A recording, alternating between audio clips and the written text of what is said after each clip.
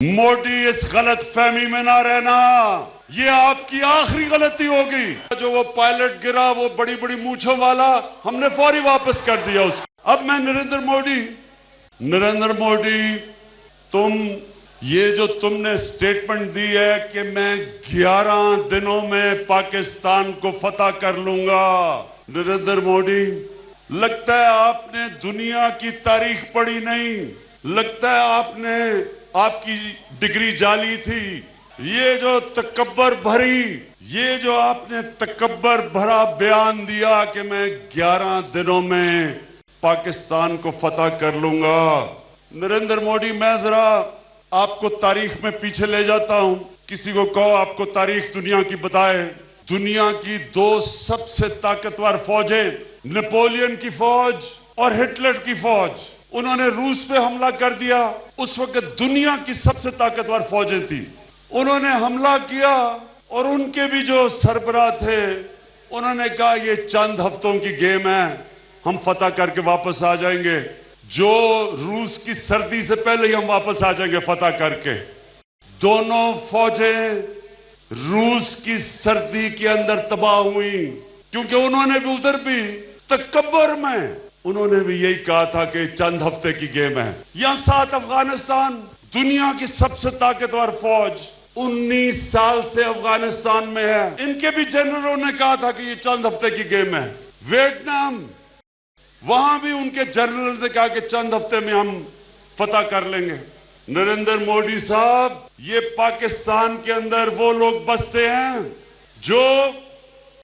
جن کا دین ایک طرف تو کہتا ہے کہ ایک انسان کا قتل ایسا ہے کہ ساری انسانیت کا قتل، ایک طرف تو ہمارا اللہ قرآن میں ہمیں یہ حکم دیتا ہے انسانی جان کی اتنی قدر ہے، اور دوسری طرف اللہ ہمیں حکم کرتا ہے کہ اپنی آزادی کے لیے اپنی جان اگر تم قربان کرتے ہو تو پیغمبروں کے بعد شہید کا دوسرے نمبر پہ سب سے بڑا درجہ اللہ دیتا ہے۔ نریندر موڈی نے 5 اگست کو وہ قدم اٹھایا، اور وہ قدم تکبر میں اٹھایا۔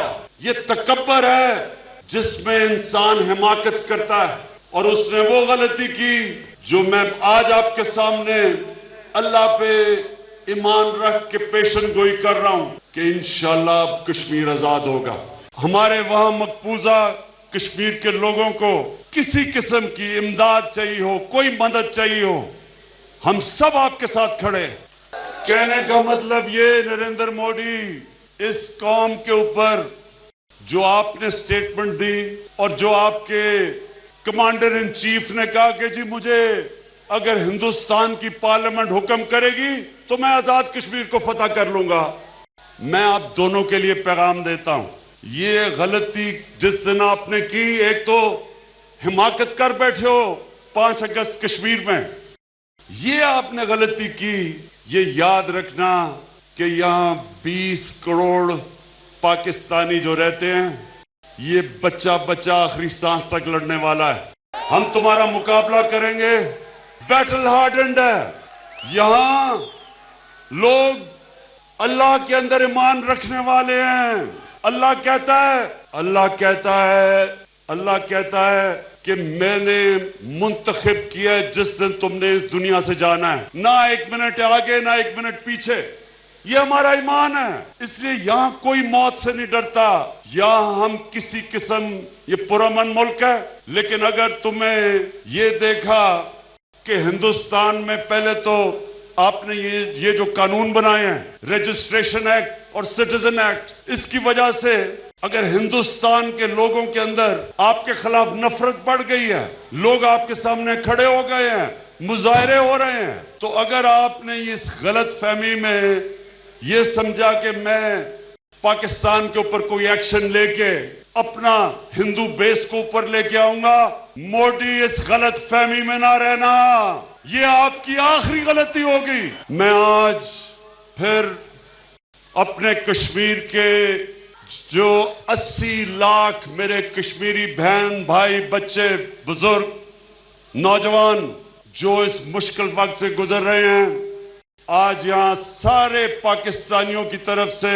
آپ کو پیغام دینا چاہتا ہوں کہ ہماری دعائیں آپ کے ساتھ ہیں.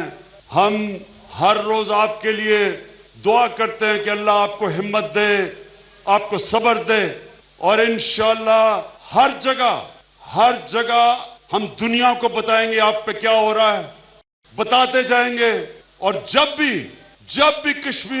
یہ کشمیری قوم کو جب بھی ہمارے وہاں مقبوضہ کشمیر کے لوگوں کو کسی قسم کی امداد چاہیے ہو, کوئی مدد چاہیے ہو, ہم سب آپ کے ساتھ کھڑے.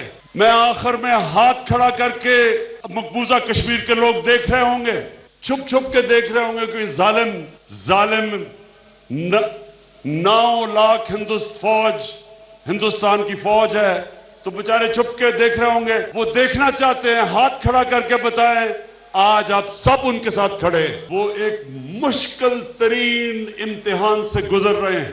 آج ان کو ایک پیغام دینا ہے کہ صرف آزاد کشمیر کی عوام نہیں, سارا پاکستان آج مقبوضہ کشمیر کی عوام کے ساتھ کھڑا ہے.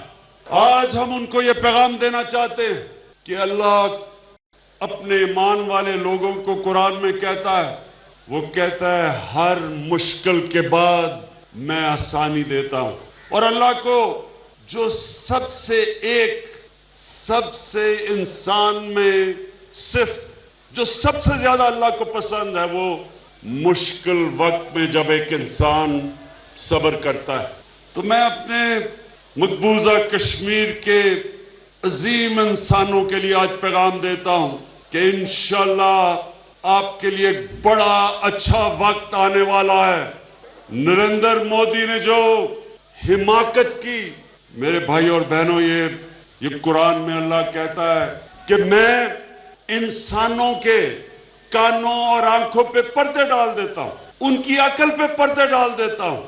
اور نریندر مودی نے 5 اگست کو وہ قدم اٹھایا, اور وہ قدم تکبر میں اٹھایا.